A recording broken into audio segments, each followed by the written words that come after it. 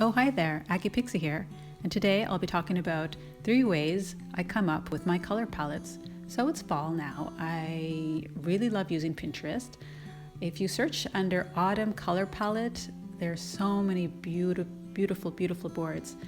Another thing you can type in is fall color palette, and you can use 2 different writings of color because color in American spelling is with just one O, and in the Canadian spelling is with OU. I also like to look in my wardrobe and see the fall fashions that I've bought recently, or I like to go for a walk and just see what there is by nature. I look at the trees, the leaves, and these are my current fave autumn colors.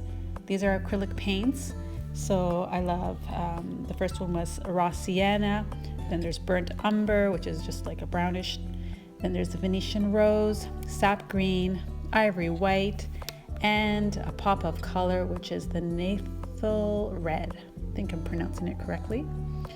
And I find these colors are just beautiful altogether. They really give that autumn vibe. And those are my 3 main ways I come up with my color palettes. Let me know if you do the same, or if you have other tips for me. Please share below. And Autumn Pixie says bye. See you in the next video.